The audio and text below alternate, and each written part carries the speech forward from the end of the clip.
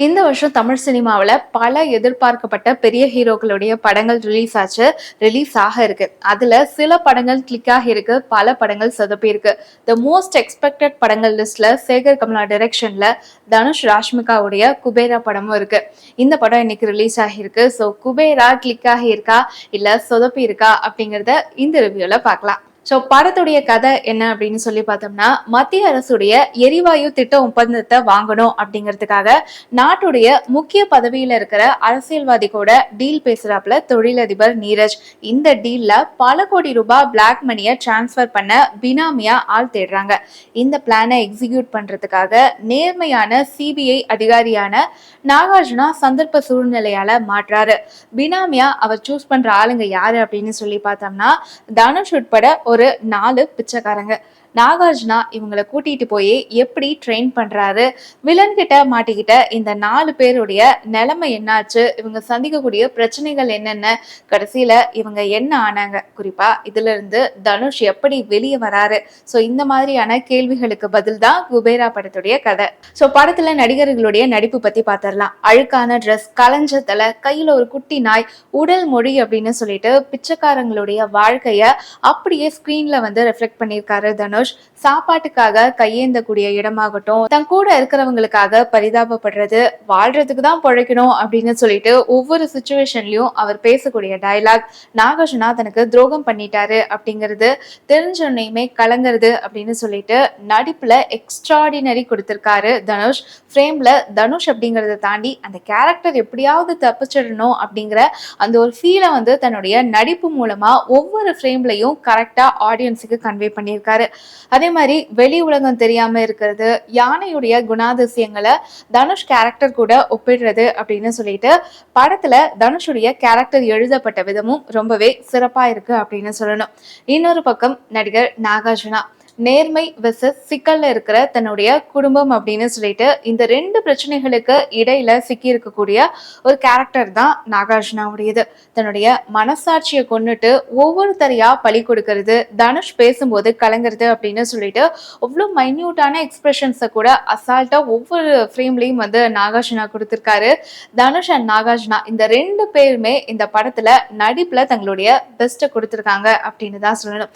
So இந்த படத்துடைய கதாநாயகி ராஷ்மிகா மந்தானா சோக முகமும் கண்ணீருமா ராஷ்மிகா வந்து ஒரு வித்தியாசமான நடிப்பை கொடுத்திருக்காங்க அப்படின்னு தான் சொல்லணும். தனுஷ் கூட சேர்ந்து குப்பமேட்ல சுற்றி திரியக்கூடிய இடத்துல வந்து நானும் நடிப்புல பெஸ்ட் தான் அப்படிங்கறத ப்ரூவ் பண்ணியிருக்காங்க.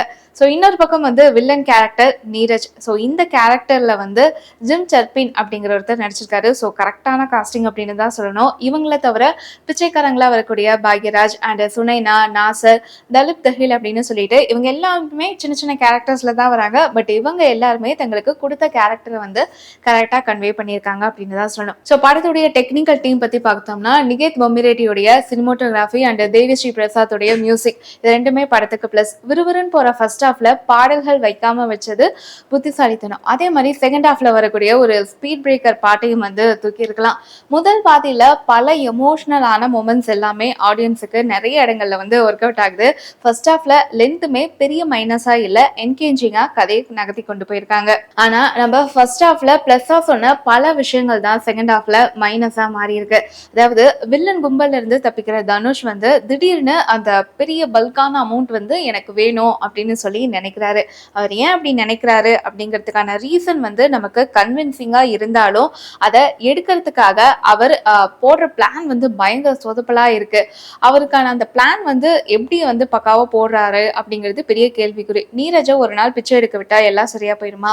பிச்சை எடுக்கும்போது நீரஜை சுத்தி இருந்த பாடி கார்ட்ஸ் எல்லாம் வந்து திடீர்னு எங்க போனாங்க? நாகார்ஜுனா தன்னுடைய குடும்பத்தை வெளிநாட்டுக்கு அனுப்பி வைக்கும்போது நீரஜ் தேடலையா? நீரஜை மாட்டி விடணும் அப்படின்னு மனம் திருந்தக்கூடிய நாகார்ஜுனா கிட்ட என்ன தெளிவான பிளான் இருக்கு? ஊரை விட்டு ஓடி வந்த ராஷ்மிகாவை யாருமே ஒரு பேச்சுக்கு கூட தேடலையாப்பா அவங்க ஃபேமிலியில இருந்து அப்படின்னு சொல்லிட்டு வரிசையா செகண்ட் ஹாஃப்ல வந்து வர இந்த கேள்விகளுக்கு எல்லாம் பதில் வந்து எந்த இடத்துலயுமே கிடையாது. அதே மாதிரி வந்து செகண்ட் ஹாஃப்ல தனுஷ் பேசுற பல விஷயங்கள் எல்லாமே விஜய் ஆண்டனி பிச்சைக்காரன் சொல்லி ஒரு படம் நடிச்சிருப்பாரு இல்லையா? ஸோ அந்த படத்துடைய கண்டினியூட்டியோ அப்படின்னு சொல்லி யோசிக்க வைக்குது. முதல் பாதியில உருத்தாத படத்துடைய நீளம் 2ஆம் பாதியில எப்படா முடிப்பீங்க அப்படின்னு சொல்லி நம்மளுடைய பொறுமையை சோதிக்குது. பல இடங்கள்ல வந்து கரெக்டா கட் பண்ணி தூக்கி இருக்கலாம். ஸோ ஊர்ல இருக்கிற பிச்சைக்காரங்களை எல்லாத்தையுமே வந்து குபேரன் ஆகணும், அதுக்காக 10,000 கோடி பணம் கேட்ட தனுஷ் வந்து கடைசியில அந்த ஒரு குழந்தைக்கு மட்டும்தான் அவ்வளோ பணமோ அப்படிங்கிற மாதிரி கதை சுருங்கிடுறது கேள்விக்குறி. ஸோ இந்த மைனஸ் எல்லாம் இருந்தாலும் தனுஷ் நாகார்ஜுனாவுடைய எக்ஸலண்டான ஆக்டிங் குபேரா இந்த வாரம் ரிலீஸ் ஆயிருக்க படங்கள்ல பாஸ் மார்க் வாங்கியிருக்கு. கண்டிப்பா தியேட்டர்ல பார்க்கலாம். ஸோ படம் பார்த்திருந்தீங்க அப்படின்னா உங்களுக்கு பிடிச்ச விஷயங்கள் என்ன, ஒர்க் அவுட் ஆகாதது என்ன அப்படிங்கறத மறக்காம கமெண்ட்ல எங்க கூட ஷேர் பண்ணுங்க.